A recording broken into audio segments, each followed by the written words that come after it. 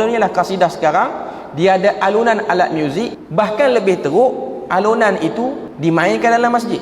Sebab tu orang duk kecoh semalam isu di Masjid UIA Gombak bila mana dibuat majlis sambutan Maulidur Rasul. Lepas pada tu adanya dalam tu alunan kasidah dalam masjid dengan alat muzik, sedangkan fatwa Selangor, sebab Gombak ni dalam Selangor, jelas melarang dialunkan ataupun dimainkan alat muzik dalam masjid.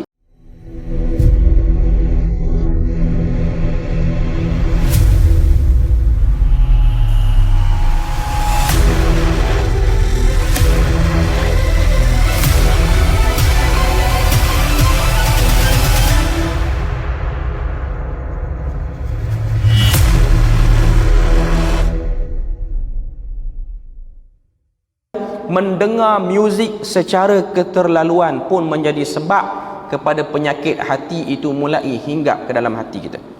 Nyanyian merupakan pendekatan iblis yang paling ampuh untuk merosakkan hati-hati manusia. Bunyi-bunyian ini, dia telah berjaya memperdayakan ramai ulama dan orang yang zuhud, apatah lagi masyarakat awam, sehingga ada yang mendakwa bahawasanya mendengar lagu-lagu yang menghiburkan dapat menghadirkan hati kepada Allah Azza wa Jalla. Ni tipu daya. Ni sebahagian pada tipu daya. Sebab tu ada riwayat, tapi riwayat ni tak sahih. Banyak pertikaian di kalangan para ulama, tapi Ibn Kathir dia sebut dalam kitab dia Al-Bidayah wan Nihayah, bila bermulanya manusia ni kenal muzik. Sebenarnya tak ada riwayat yang kuat sebut tentang bila manusia kenal muzik ni, sebab benda tu pun tak jadi kepentingan untuk diketahui. Cuma nak sebutnya ialah manusia ni memang dia diberikan kebolehan, kepandaian untuk menyusun bunyi-bunyi ni sehingga membentuk bunyi-bunyi yang menarik. Ada satu riwayat ni problem, dhaif, ada sangat banyak pertikaian para ulama yang dikatakan mula-mula sekali memperkenalkan muzik ni ialah iblis memainkan alunan ataupun bunyian seruling kepada sebahagian anak Adam yang awal. Tapi riwayat ni ada pertikaian lah. Maknanya dia seronok dengan seruling. Dikatakan seruling ni antara yang paling awal, alat muzik paling awal. Tapi riwayat ni ada problem. Tak apa, yang tu tak penting untuk tahu bila start muzik. Tapi muzik ni tak boleh, muzik yang melampau.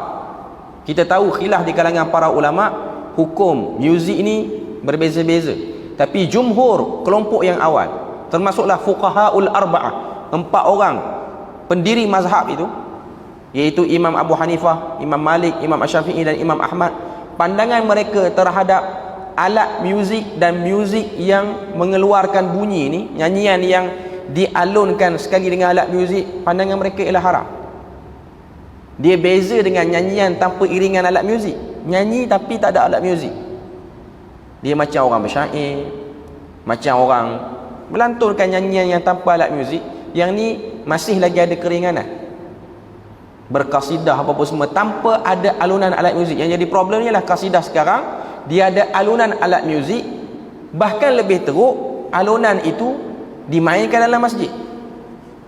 Sebab tu orang duk kecoh semalam isu di Masjid UIA Gombak bila mana dibuat majlis sambutan Maulidur Rasul. Lepas pada tu adanya dalam tu alunan kasidah dalam masjid dengan alat muzik, sedangkan fatwa Selangor, sebab Gombak ni dalam Selangor, jelas melarang dialunkan ataupun dimainkan alat muzik dalam masjid. Nak buat apa-apa dekat luar. Bukan setakat fatwa Selangor, fatwa Negeri Sembilan pun menyebutkan benda yang sama.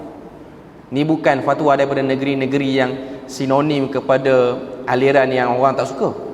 Kita lah boleh. Tapi negeri-negeri yang biasanya okey dengan kasidah dengan apa pun tidak membenarkan untuk dimainkan dalam masjid. Sebenarnya banyak negeri, Sarawak sama, Melaka pun sama, Sabah pun sama, tidak membenarkan alunan alat muzik kasidah tu dimainkan dalam masjid. Kalau kasidah tanpa ada iringan alat muzik tu ada keringanan. Tapi kalau ada alat muzik ni memang tidak dibenarkan mengikut fatwa. Tak payah bahas hukum lah. Maknanya hukum confirm lah tak boleh. Apa yang disebutkan oleh para ulama, fatwa irsyad yang badan otoriti negeri pun tak benar buat benda tu. Jadi ianya menjadi satu benda yang orang buat mudah, walaupun benda tu dah wujud garis panduan dia.